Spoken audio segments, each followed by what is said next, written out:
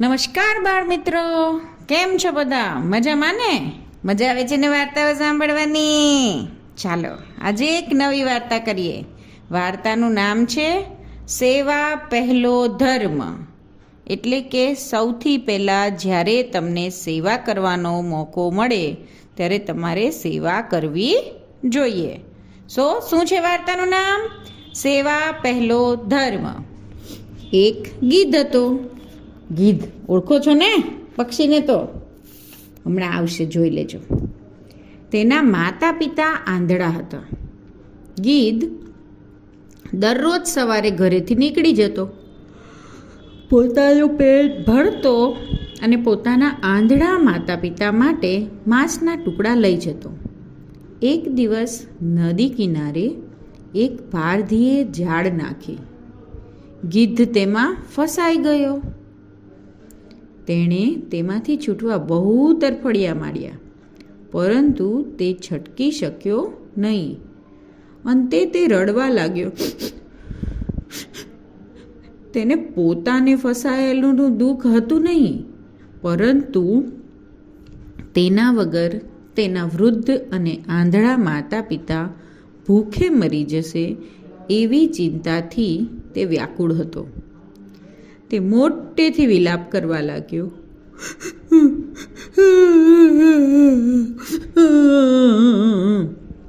પારધીએ તેને પાસે જઈને પૂછ્યું કે આટલું બધું દુઃખી શું કામ થાય છે? ગીધે પોતાની વ્યથા કહી. વ્યથા એટલે તકલીફ. પારધીએ કહ્યું કે ગીધની દ્રષ્ટિ તો બહુ તીક્ષ્ણ હોય છે, છતાં તું મેં પાથરેલી ઝાડને જોઈ કેમ ના શક્યો? આવું સાથી થયું?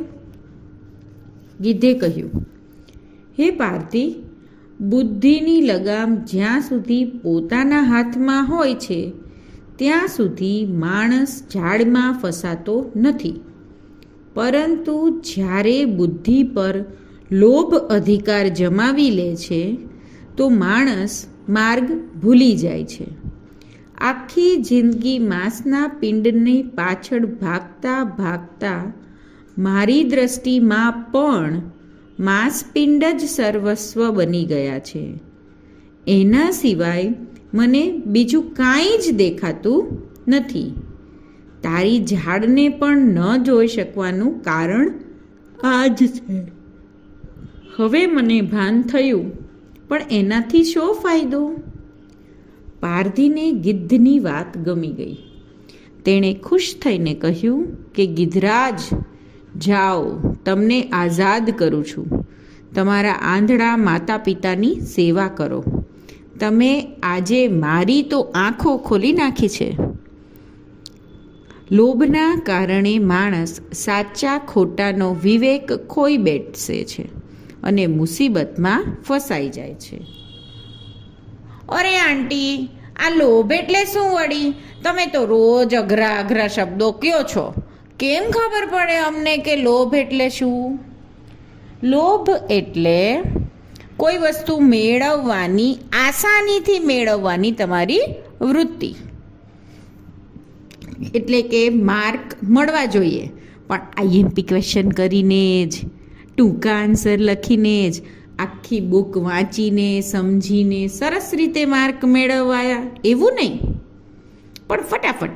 એટલે તમે શોર્ટકટ ને આઈએમપી ક્વેશ્ચન્સ કરો, એ તમારા મગજનો લોભ માર્ક મેળવવા માટે. પછી ક્યારેક બધા મિત્રો વેચીને ખાતા હોય, એમાંથી ક્યારેક એક બટકું વધારાનું લઈ લેવાનું મન થાય ભાવતી વસ્તુનું, તો એ પણ લોભ. જ્યારે આપણને આવો લોભ થાય છે ત્યારે આપણે આ વસ્તુ મેળવવા માટે સાચો રસ્તો લઈએ છીએ કે ખોટો એ ભૂલી જઈએ છીએ. એટલે કે વિવેકનો નાશ થાય છે. અને જ્યારે વિવેકનો નાશ થાય ત્યારે જે વસ્તુ મેળવવા મથીએ છીએ ત્યાં સુધી પહોંચવા માટેના રસ્તા પર ક્યાંક ફસાઈ ન જઈએ એ જોવાનું ભૂલી જઈએ છીએ. જેમ કે કોઈ મિત્ર આપણને એકને બદલે 2 ચોકલેટ આપીશ એવો વાયદો કરે, તો એ મિત્રની સંગત ખરેખર કરવા જેવી છે કે નહીં એ વિવેક ભૂલીને આપણે એની સંગત કરી લઈએ છીએ અને ક્યારેક તરત તો ક્યારેક ઘણા લાંબા સમયે સાચા ખોટાની કોઈ મુસીબતમાં ફસાઈએ છીએ. સમજ્યા?